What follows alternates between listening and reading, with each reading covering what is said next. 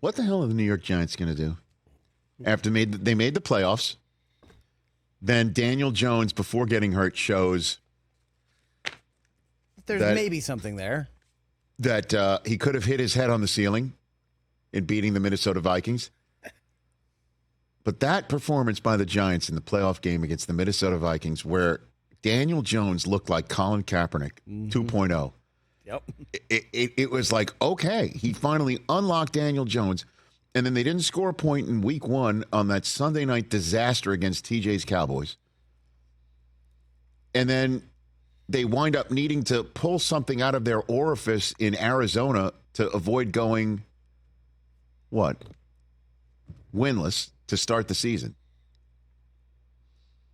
Then the Giants fall completely off a cliff. He gets hurt, and that was the end of that. And off of that evaluation, they have to say, okay, we're 6th overall, but we got to deal with Saquon first. And I just still don't understand, why wasn't Saquon worth the McCaffrey money?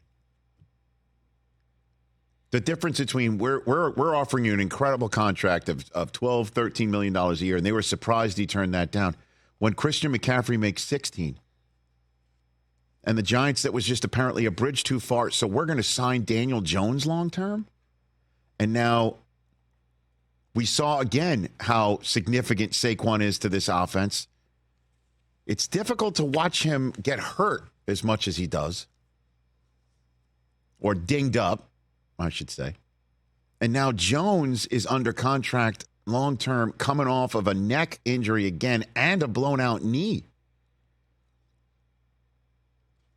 What do you love more than anything in the world, Rich? Money? Second. Being right? Ah. That's you. Man, I was right about Daniel Jones. Well, all they had to do is do the opposite. Just flip it. Did I say money first? Franchise. Yeah, I would argue love. That. Franchise Daniel Jones. You like being right more. That's We true. talk about how right I was about this. All they had to do was franchise Daniel Jones and sign Saquon to a long-term deal, and they're in such a much better spot right now. Right. And you also won yourself a steak dinner, Chris, from a caller, which never got paid. My man. But if they had signed Saquon to that $16 million per, just said, okay, you're our McCaffrey, and we're going to show it to the locker room that if you ball out here, you're going to get paid top of the market. Instead, they hold the line on Saquon.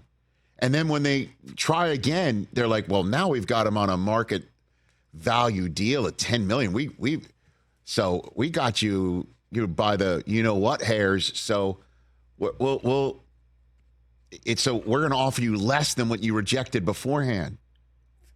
I'm like, why are you holding that sort of line to Saquon? I'll still never understand it. So you're right. Like, do you think if they could wave a wand right now and give Saquon what he wanted, and you also are now just a franchise tag decision on Daniel Jones right now? Exactly. God, they'd be in such a much better position. I would think. Yep. I sure would think. Catch the Rich Eisen Show every single day on the Roku channel, 12 to 3 Eastern, for free.